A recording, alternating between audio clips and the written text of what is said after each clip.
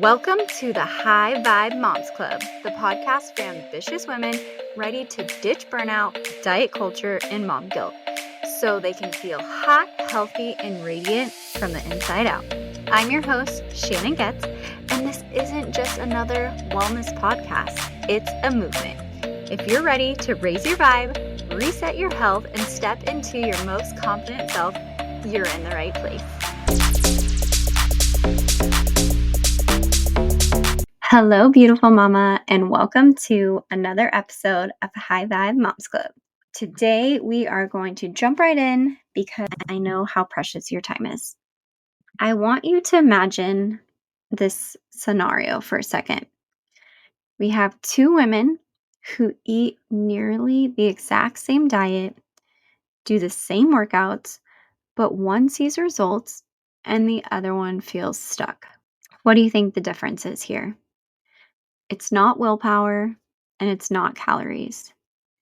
It is actually their thoughts, their beliefs, and the way their nervous system responds to stress. Today, we're going to be diving into something that I call the confidence code.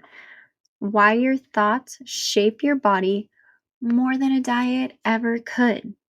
When I first started my fitness journey, I believed that discipline was the magic key. That's what everybody talks about in the magazines, social media, all the things. It's always discipline, discipline, discipline. And I was in the gym 6 days a week, eating what I thought was the perfect clean diet, plain chicken, broccoli, fish, sweet potatoes, zero sugar, zero salt, zero dairy. I cut out entire food groups and lived on what felt like just fat burners and energy drinks. I wore my restriction like a badge of honor. And you know what? On the outside, it felt like it worked, at least temporarily. I leaned out, I looked toned, I competed in bodybuilding shows, and I was getting compliments left and right on my appearance. And I thought, hey, this is it. Even though I felt anxious, exhausted, starving, a little bit hangry, and constantly just thinking about food, I thought this is what it was to be fit. I didn't realize it at the time, but my body wasn't thriving. It was just surviving. And here's the truth. Research shows that most women gain the weight they lose on restrictive diets and plans within 1 to 3 years. It's not because they're lazy or it's a lack of willpower, but because diets only change behavior at the surface level. It doesn't rewire the nervous system or shift the identity that lies underneath. If your core identity is still running the thoughts of, I'm the woman who always struggles with food, or I always cave into sweets, or it's always so hard for me to keep the weight off, then no amount of kale, cardio, or calorie tracking will rewrite that story. And eventually, those old patterns creep back in. The moment life gets stressful, your body will pull you back to what feels familiar and safe, even if it's unhealthy. How you think and how you feel is who you are. So if you continue to think these negative thoughts and feel those negative emotions, you're going to continue to be the same person you were yesterday and the day before that and the day before that. Because if you're not changing your thoughts, then you cannot change who you are. And you will continue to start and stop working out, following nutrition plans, whatever it may be. But if we can really focus on changing what we think and switching it to a more positive perspective and start feeling those feelings of gratitude and joy. And I know it's tough with all the external distractions. So that is why I always recommend meditation. So that way you can close your eyes and help eliminate those external distractions. And I always like to start first thing in the morning because if you can believe in this future that you desire and feel as though it is real, this will help rewire your subconscious mind with your thoughts. And then after, you can really think of yourself as this empowered person and you can start to feel that joy and excitement in your heart. And then you can become that next version of yourself who is healthy, who is motivated, and all of the things that you desire. But your brain is a record of the past and it runs on the autonomic nervous system, which as soon as you wake up, you go potty, you think about having your cup of coffee, then you go have your cup of coffee, you go in your car, probably not even paying attention to how you even got there. You just arrived. You go to work, you see the same people, you do these same habits.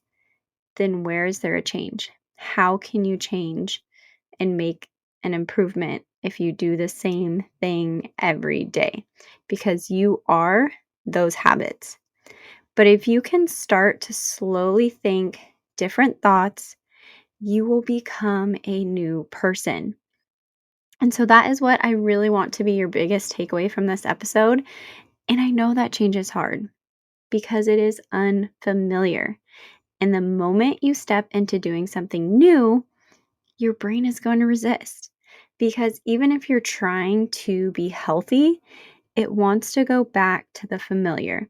It wants to go back to doom scrolling on the couch and relaxing and saying, you're just going to start tomorrow. But if you take that 10-minute walk, yes, it's going to feel unfamiliar. It's going to feel a little uncomfortable, but you're going to continue to build up that habit and train your brain. And that is the new you. And it will become familiar and it'll start to feel more normal.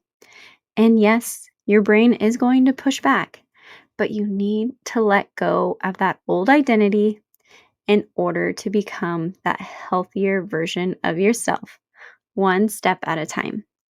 And that's why sustainable change isn't about another diet or workout plan. It's about reshaping who you believe you are at the deepest level. And here is the part that I love. This is what I love to study. It's exciting to me. A few weeks ago, I took a deep dive into thoughts and how that whole system works, about negativity and positivity and all that kind of stuff, because a lot of what I say might sound repetitive, but it is because that is what helps us learn. We don't understand certain topics the first time we hear them all the time. And even with the alphabet, I'm sure that you recited and repeated it several times before you actually remembered it. So you are going to hear me talk about thoughts and identity a lot in order to shift that belief within you to make that long-term change. Okay, so think of your nervous system as the control center. When it's stuck in fight or flight mode, stress, overwhelm, perfectionism, your digestion slows, cravings spike, and fat storage ramps up. Because unfortunately, if we have a coworker that we don't get along with, a supervisor we don't get along with, family members we don't get along with, or traffic, whatever it may be, that puts our nervous system into that fight or flight mode.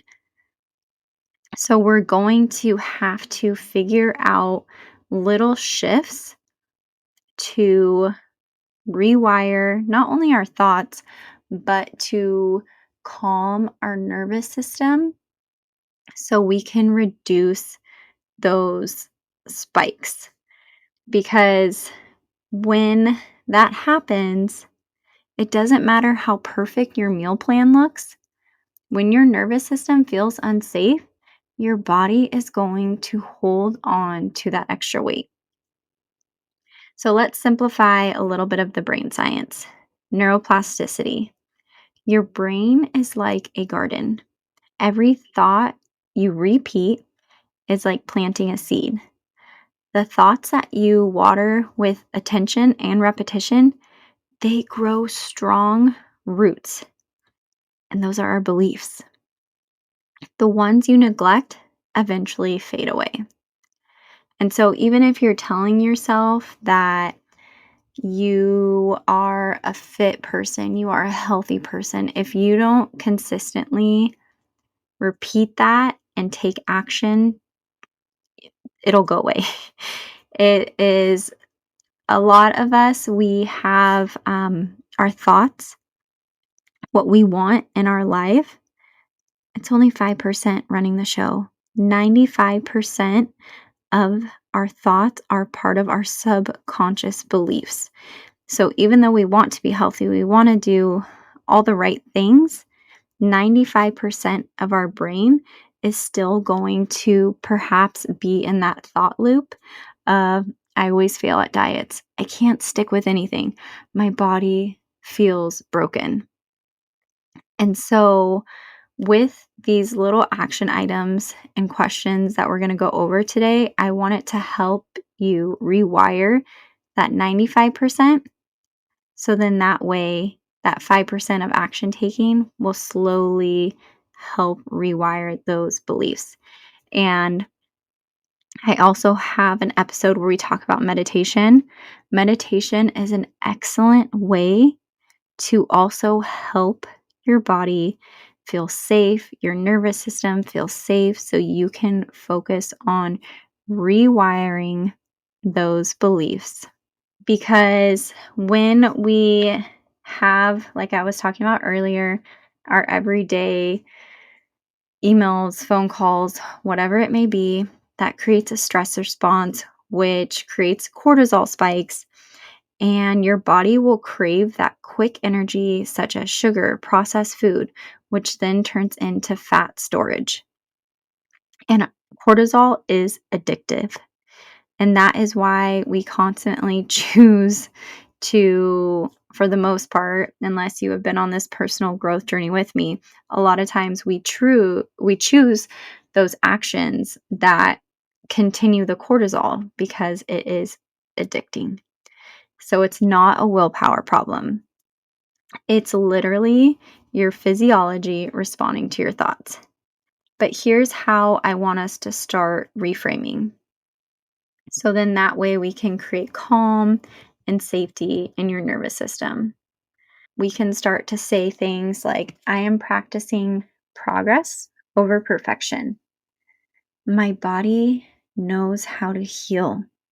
And you can also, in those moments where you're feeling stressed and maybe you want to reach for something sweet or salty in the pantry, just take a minute to take 2 seconds to breathe in and 4 seconds to breathe out, because we really want to focus on helping those cravings to fade, your metabolism to reset, and to help with your digestion.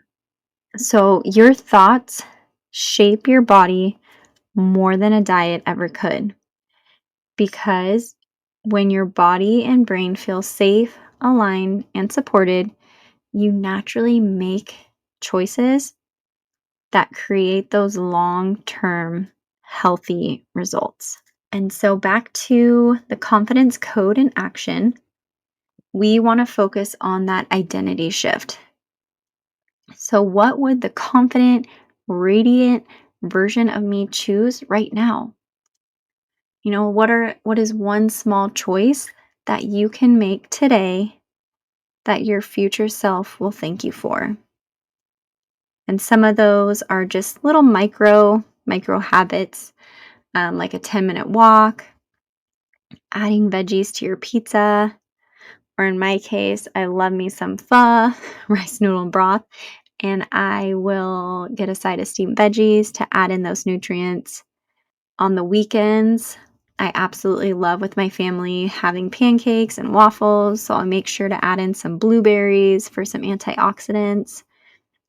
You can still enjoy your bacon and sausage without stressing about every little thing. We are just doing some micro wins, journaling your goals and intentions for 5 minutes, because these small actions prove to your brain that you can follow through. And I want you to also focus on how you speak and think. What is going on between your ears is really going to dictate your long term success.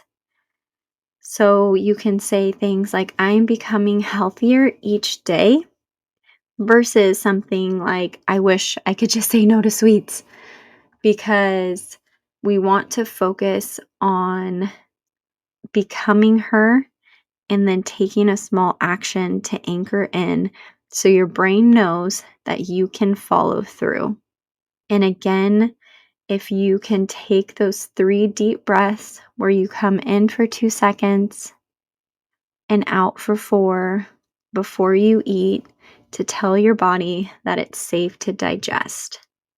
Success isn't about extraordinary effort, because when you do this all or nothing and you think you have to be a certain way all the time, you're just stressing out your system more. And that's not what I want for you. I want you to just take ordinary actions consistently. If this means reading for 20 minutes a day, or moving your body those 10-minute walks, choosing more nourishing foods, these small actions might seem invisible or like they're not doing much, but over time, they create massive change, because with each action, you're getting closer to who you want to become. And if it's not this huge pivotal change, your body is not going to be in such shock, because you're just like little samples to show, hey, I can do this. This is not that big of a deal. And you're going to start to feel better mentally, physically, and it'll motivate you to continue to make these small changes without feeling like you're deprived or you're exhausted from doing too much too fast. So, to recap today, your body will follow where your mind and nervous system lead. We need to focus on rewiring the thoughts, because then the habits will just flow naturally. And if any of this resonated with you, please share your biggest takeaway with me on Instagram at Shannon Gets Fit with a Z. And if you're ready to go deeper, grab my free guide in the show notes, 20 gut-friendly recipes to help you boost energy, calm cravings, and support your gut from the inside out. Thank you so much for joining me here today. I love hearing from you on Instagram or when you leave a review. And please leave a review so other mamas who are looking for this guidance and community can find this podcast. I really, really appreciate it. I hope you have a wonderful week, and I will see you soon. Love you. Bye.